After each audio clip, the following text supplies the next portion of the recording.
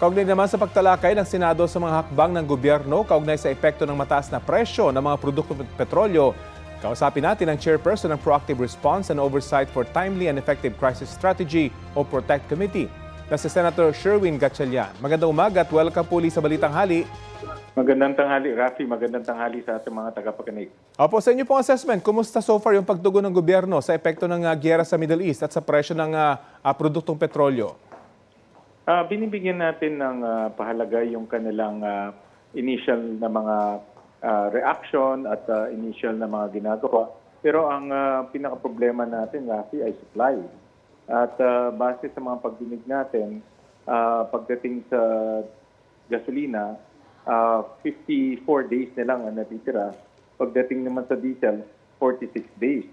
So pagtapos yan, hindi na natin alam kung magkakaroon pa ng supply. Kaya yan ang pinaka-problema natin at sa mga pagdinig namin, hindi kami nakakakuha ng konkretong sagot at commitment kung magkakaroon tayo ng supply pagtapos ng mga araw na yun.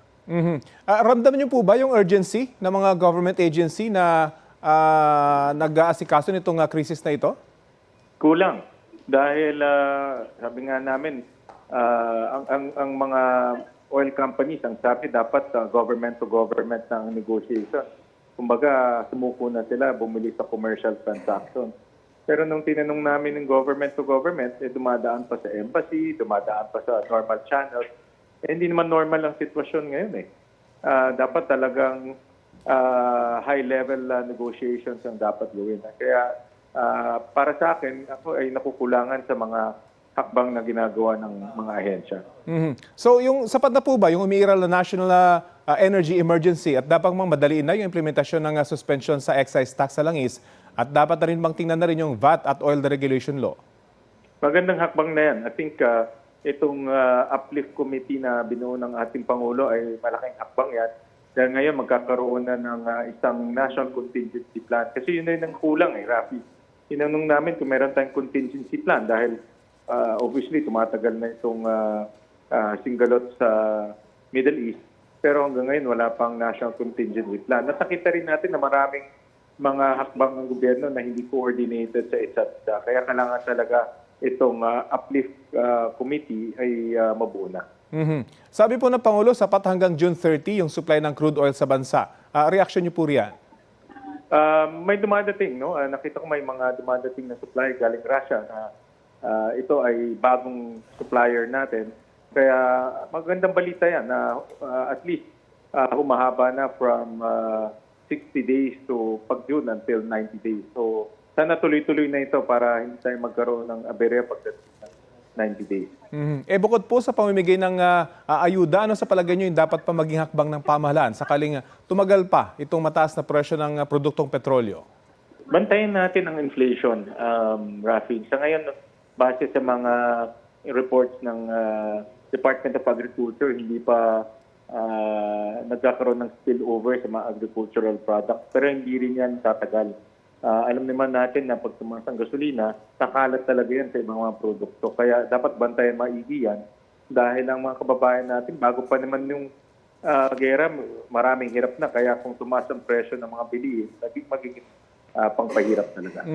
Dapat po bang pag-usapan na rin ng seryoso yung austerity measures sa pamahalaan? Hindi na pag-usapan, dapat gawin na, Rafi. Importante, ginagawa na ito ng pamahalaan. At ako naman, I give credit to the agencies, maraming agencies. Kami sa Senado, dito, nagpa-practice na rin ng 4-day work week at work from home para mabawasan na yung pagbabiyahe ng mga empleyado. Kaya dapat gawin na yan. At meron nga kaming proposal pa na bawasan pa yung mga pondo ng iba't ibang ahensya pagdating sa mga non-essentials tulad ng traveling, training. Makakalikom tayo ng 170 billion kung nagbawas tayo ng 20%. So kumusta po yung usaping yan? Matutuloy ho ba yan at mapapalawig? Oo, yun ang aming mungkahi sa mga agencies at sa DBM. At inaantay na lang namin yung paglalabas nila ng National Budget Circular para ma-activate na ito. Okay, abangan po natin. Maraming salamat po sa oras na binahagi niyo sa Balitang Hali. Thank you. Si Senator Sherwin Gatchalian. Ilang community pantry ang muling binuksan para sa mga tsuper at rider. Gaya na lamang sa Maginhawa Street sa Teachers Village, Quezon City. Sa isang inihandang pwesto ng mesa at estante, iniwan doon ang iba't ibang bilihin gaya po ng bigas, gulay, prutas at itlog. Maaaring magbigay roon ang sinuman. Hinihikayat naman ang mga tsuper at rider na kumuha ng ayon sa pangangailangan. Isang community pantry rin ang binuksan sa San Nicolas, Pasig. Ay sa mga may-ari ng community pantry, panahon na para tulungan ang mga nasa sektor ng transportasyon na pinaka-naapektuhan ngayon ng mataas na presyo ng petrolyo. Mga kapuso, may destination in mind na ba kayo ngayong tag-init? Kung wala pa, isama na sa bucket list ang mga magagandang tanawin at masasarap na pagkain ng Abra. Heto ang patikim ng biyahe ni Drew.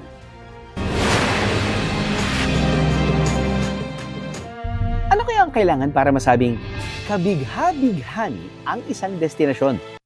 Parang pahihirapan ka muna. Pero pagdating naman sa pinakadulo, isang rewarding scenery naman ang sasalubong sa'yo. Boiled egg, sir. Rurog chicharon. Mata ng baboy, sir. Bulaklak, sir. Parang punong-puno na po yung aking bowl na wala pa pong Mickey. Pwede to. Pwede to, guys.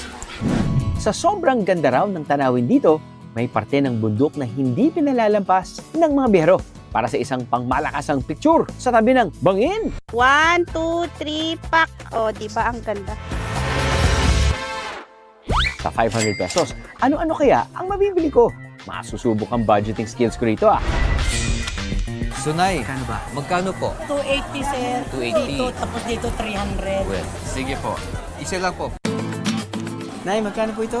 Tatlo isang dan, sir. 300. Teka, naubusan na pala ako.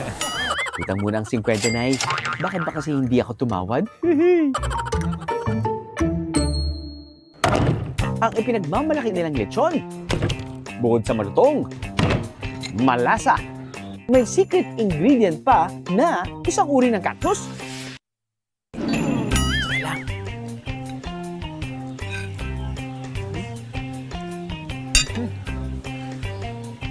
At gets ka na kung bakit yun yung pampalasa.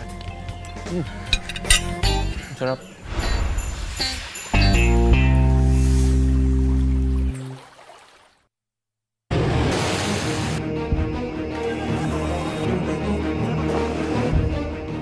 Pinalawig ni US President Donald Trump ang tigil atake sa mga planta at iba pang energy infrastructure ng Iran ng 10 araw o hanggang April 6.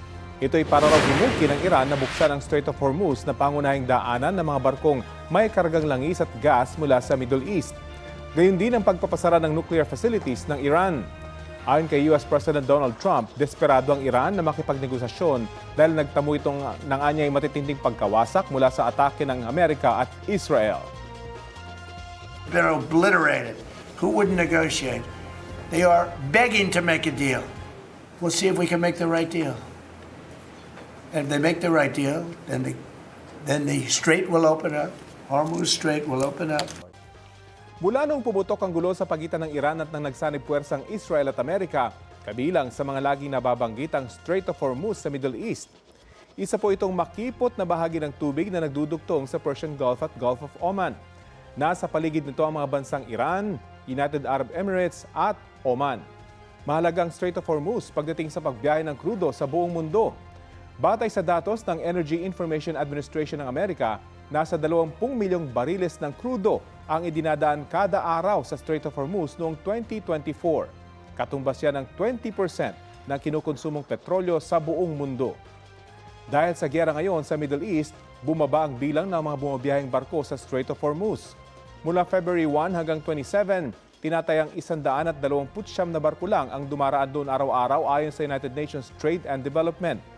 Bumaba pa yan sa 81 noong February 28, ang araw na sumiklab ang giyera at patuloy pang bumababa sa mga sumunod na araw. Sa pagsiklab ng gulo, nag-abiso ang Department of Migrant Workers na may karapatan ng mga Pinoy seaman na tumangging ma-assign sa warlike operation areas tulad ng Strait of Hormuz. May mga barkong dumaan doon at sa Persian Gulf na inatake ng Iran. Sabi ng DMW, minomonitor nila ang mga barko sa Middle East. As of March 12, ligtas daw ang mahigit 7,000 Pinoy seafarers.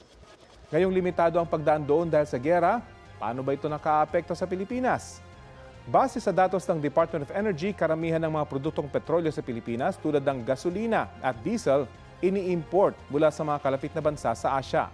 Kabilang dyan ang South Korea, China, Singapore, Malaysia.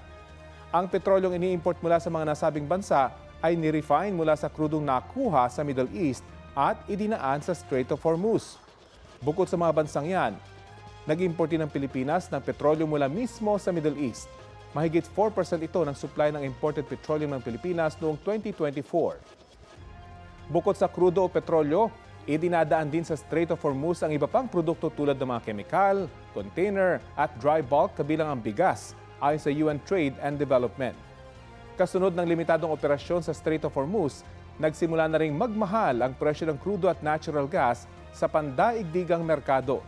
Dito sa Pilipinas, ramdam ang epekto nito lalo't pumapalo sa mahigit 100 piso ang kada litro ng gasolina, diesel at kerosene. Nitong mga nakaraang linggo, inuutay-utay ang mega oil price hikes para maibsan kahit konti ang epekto ng taas presyo.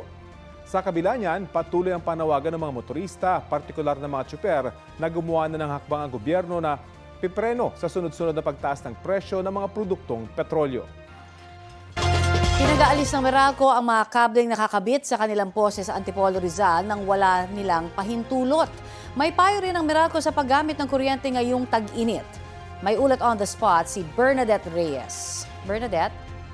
Connie, nagsagawa ng anti-urban blight ang Meralco, katuwang lokal na pamahalaan ng Antipolo Rizal para ayusin ang mga pasilidad para masigurong ligtas ito. Inaalis ang mga unauthorized na wires na nakakabit sa poste ng Meralco nang walang pahintulot sa Meralco o sa lokal na pamahalaan.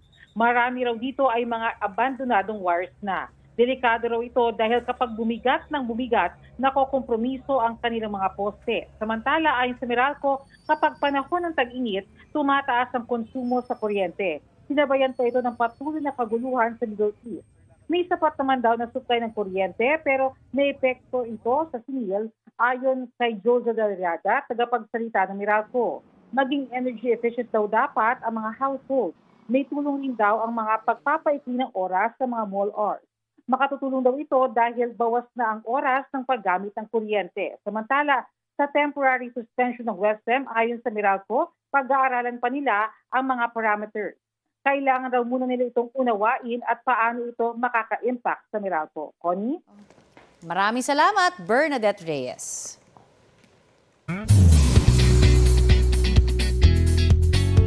Mga mare at pare, kakilakilabot na shooting experiences ang isinare ng cast ng upcoming Kapuso horror film na Huwag Kang Titingin. Chika ni Sofia Pablo sa kanilang media conference kahapon habang nagro-roll ang camera sa set, may nakuha ng 2 taong nakatayo sa sina biglang umatras. Pero ang catch, pader na pala ang nasa likod ng mga nakuhanan ng video. Ang co-star niyang si Alan Ansay, creepy experience sa sementeryo ang ikinuwento. Si Michael Sager, kinalabutan daw nang madiscover na nawala ang kinakain niyang kwek-kwek sa tent. Yun pala, kinain na ng kanyang castmates. Aminado naman si Kira Ballinger na siya ang pinaka-magugulatin sa kanilang lahat. Present din sa media kung ng co-stars nilang sila Marco Massa, Charlie Fleming, Sean Lucas, Josh Ford, Anthony Constantino at Shuvi Etrata. In full support sa kanila sina GMA Network Senior Vice President Attorney Annette Gozon Valdez at GMA Public Affairs Senior Vice President at GMA Pictures Executive Vice President Nessa Valdelion. Mapapanood na ang Huwag Kang Titingin ng GMA Pictures at Mentor Productions sa April 15. I think ang magugustuhan talaga sa pelikulang ito ay ang kwento. So abangan nyo, exciting siya talaga and I hope na ito yung unang salvo ng horror summer movies. Hinahangaan ngayon ng netizens ang kabutihang loob ng isang jeepney driver. Sa gitna kasi ng nagtataas ang presyo ng bilihin at mga produktong petrolyo, handa pa rin siyang tumulong. Saludo kay Super Hero!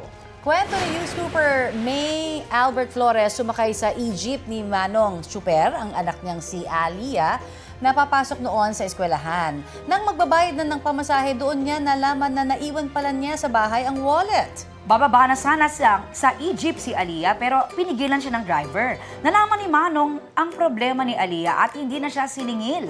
Ayon, inabutan pa ng 100 pisong baon. Hindi na nakuha ni Aliyah ang pangalan ng driver pero habang buhay anyang nakatatak sa kanya ang superhero. Manong Chuper, may libo-libong likes ka. Trending! Good vibes talaga. Oo, salamat Manong. Thank you po. Ayan.